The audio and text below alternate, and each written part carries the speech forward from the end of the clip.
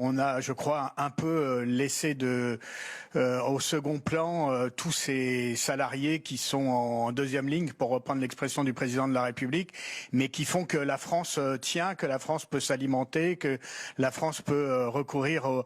aux besoins de première nécessité. Et j'ai fait la proposition à la ministre du Travail qu'on soit un petit peu plus strict. Il n'y a aucune raison que dans les grandes surfaces, les rayons qui ne sont pas des produits essentiels, c'est-à-dire l'alimentation, l'hygiène, restent ouverts, ce qui permettrait de restreindre les périmètres, d'avoir plus de protection pour les salariés, de réduire aussi l'amplitude horaire de ces grandes surfaces, de les fermer le dimanche, de réduire, de commencer peut-être un peu plus tard le matin et surtout de finir un peu plus tôt le soir. Bref, de faire en sorte que le périmètre soit réduit, qu'il y ait besoin de recourir de manière plus espacée aux salariés de la grande distribution, et puis bien sûr qu'on ait toutes les protections, ce qui n'était pas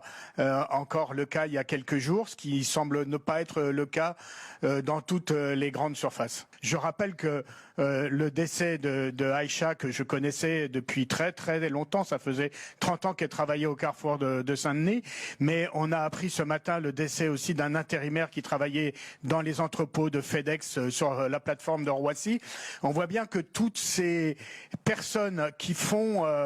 vivre la France et qui la font tenir pendant cette période assez dramatique, il faut qu'on ait plus d'attention, plus de protection et plus d'encadrement de leurs conditions de travail pour que on puisse à la fois subvenir à nos besoins, mais gérer un confinement le plus strict possible et qui, sans doute, va se révéler assez long.